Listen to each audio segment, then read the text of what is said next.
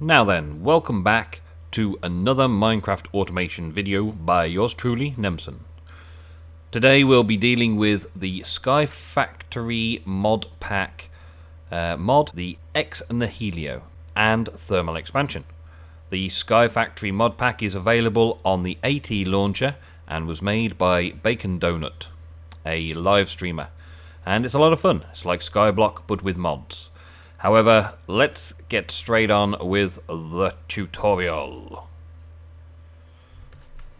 So in Sky Factory you begin life on a tree in the middle of nowhere on a dirt block with just a torch and a few books in your inventory. Where do you begin? That's not what this tutorial is all about, but we may as well cover that first. First of all, you punch wood, chop the tree down and get down to the dirt. Build yourself a little platform around it to catch all the tree saplings, and hopefully you get a sapling to restart the process. If you fail to get the sapling, it's game over. Game over, man. Game over. You probably want to place your torch down somewhere as well to stop mob spawning. But after that, you should have some wood. And with the wood, you make yourself a crook. A crook is made from sticks. Quite easily, a crook. A crook can also be made from bone and reed. Now the crook allows you to harvest leaves, and when you harvest the leaf you have an increased chance of getting a sapling and also a worm. There's a sapling. You can also use the ore vein mod as part of the pack to reduce your workload by pressing a key which is in your controls and hacking down the whole place all in one go. Now, it may take a few attempts to get yourself a silkworm, but silkworms do exist, don't you worry. Silkworms will drop and you'll be able to replant the silkworm into a tree and it will become infested.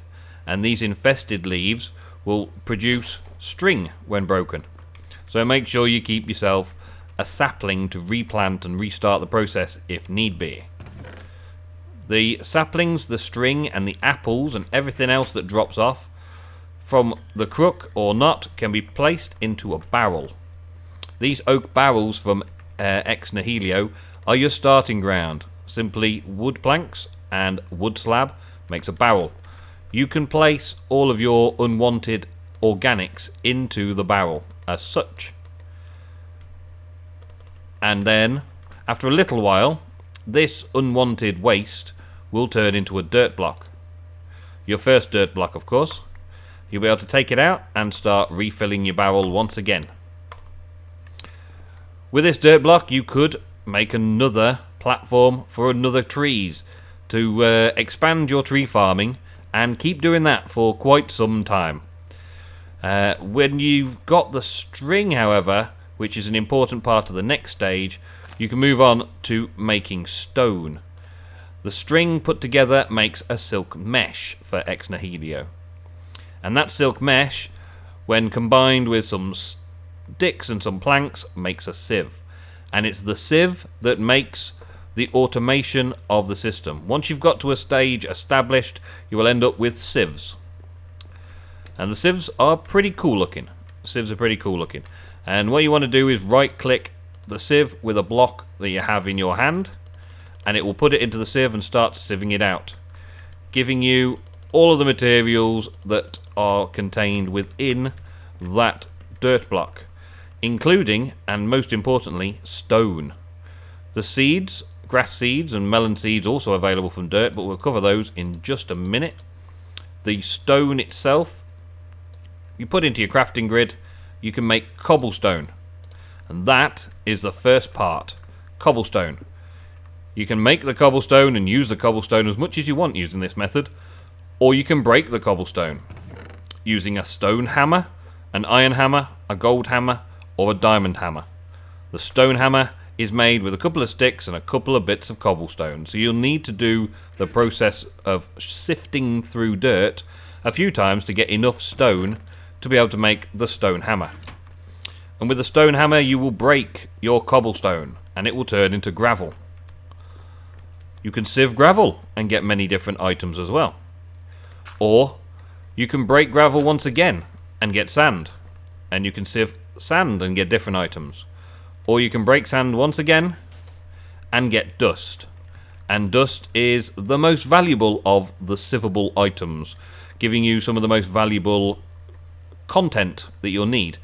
Each one of these has a fair few different properties that you can gain from sieving them.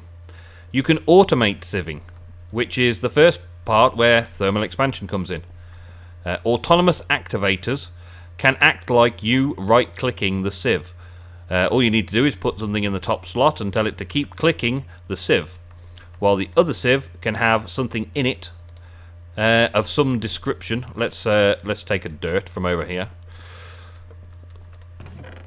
Let's take the dirt. Something in it from over dirt-wise can go into this one, and it will right-click and automate the sieving process for you. Also in the mod pack, but there are many other ways around it, there is vacuum hoppers from open blocks, which I recommend to place your items directly into a chest located close by, so you can automate your system here. Extracting from the chest is sort of the next part of your storage, automating storage. And I'm here using thermal expansion once again to pull out the items using item ducts with pneumatic servers in to allow them to constantly pull without any need of a redstone signal. And no whitelist, no blacklist, they just pull anything out of that chest to bring it and sort it. But you could just empty the chest by hand, of course. And early game, before you've got any resources, you won't be able to make any of these. So let's show you what you need to sieve to get to the minerals. So, first off, let's start with dirt. For dirt, we can get stone. We can get normal seeds for growing wheat. We can get carrot seeds for growing carrots. Melon seeds, potato seeds, sugarcane seeds, pumpkin seeds, grass seeds, acorns, spruce seeds to get spruce trees, and rubber trees in order to get Mine Factory Reloaded rubber plants. All from sieving dirt. You're going to need to work up a level to get to gravel, so you'll need to knock out a few bits of cobblestone in order to do that, and then you'll be able to sieve gravel, and gravel creates broken iron ore, broken gold ore, copper ore, tin ore, lead ore, silver ore, nickel ore, aluminium ore, platinum ore. There's a chance for lapis, there's a chance for coal, and of course, because you're breaking gravel, there's a chance for flint. These items here can be turned into, let's take these out, simply 4 of them can turn into iron ore gravel, or whatever the broken material is, into gravel. And that gravel can be smacked about a bit again to turn it into the next stage, or you can use other ore doubling methods to double up your ore, and it's recommended to put it through a pulverizer from thermal expansion when you get to that stage in your automation to be able to automate the iron ore gravel. Let's put that back so it's nice and safe. The next level up is sand, and sand will make you quite a large amount of these crushed iron ore or crushed materials. So in this very similar way, we've got iron ore that's crushed, and the crushed iron ore can be combined to make iron ore sand. We can then, of course, cook up the iron ore to make iron, and then the process of making machines and things becomes much simpler. We also get crushed gold ore, copper ore, tin ore, lead ore, silver ore, nickel ore, aluminium ore, platinum ore, and there's a chance of getting Certis quartz for the applied energistics. There's a chance of getting cactus seeds and cocoa beans and some mystical fruits and exotic seeds that you can get for some of the other mods that are also in the pack. And then if you break the sand down even further, you end up with dust. And dust can be created into direct into pulverized iron, which when combined into 4 will make something that you can cook into an iron ingot. Pulverized gold, pulverized copper, tin, lead, silver, nickel, aluminium, platinum, and, as always, there's a little bit of an extra. Certis quartz dust for the AE system, redstone, glowstone, bone meal, gunpowder, and blaze powder can all be achieved by sieving dust. And all of that is possible manually through the sieves, and also automated through this very simple autonomous activator setup to stop you having to do all the hard work. However, there is one stage further, and I'd like to show you that on a small server that we've been playing on, doing a bit of live streaming with WTF Geeks on Twitch/WTF Geeks, where we've advanced a little bit further than that, and I'd like to show you my automation system from there. So over here on the server, it's day 1030. We've had about 6 live streams, and we've managed to get to the stage where we've got power coming in. An energy source created again by Ex Nihilo, using cobblestone to turn it into lava. Lava then gets pumped into magmatic engines. The magmatic engines then power across the other side to the fully automated system for creating all of the ores from all of the types of sand, gravel and dust. Dirt is automated somewhere slightly differently because it's not as useful once you've already got the seeds, once you've got started. So let me show you this system, this fully automated system. We start off with an igneous extruder, a cobblestone generator. Now, in the earlier part of the game, we played along with a vanilla style cobblestone generator and hacked at it with a pickaxe once we had got lava and water, and then we used transfer nodes and transfer pipes to make that an automated cobblestone generator. But once you've got the right materials, you can start making thermal expansion machines, and that automates things a hell of a lot easier. A bit of lava and a bit of water makes a cobblestone generator generating cobble. In this case, it's outputting on the top side. Directly above it, inputting from the bottom, a pulverizer. And the pulverizer pulverizes the cobblestone, and in this update of thermal expansion, the primary output is gravel, because as you saw previously, you use a hammer on cobblestone and end up with gravel. So gravel becomes the first stage, but there is a chance of also getting sand. So in this case, we've got gravel going to the left hand slot and sand going to the right hand slot.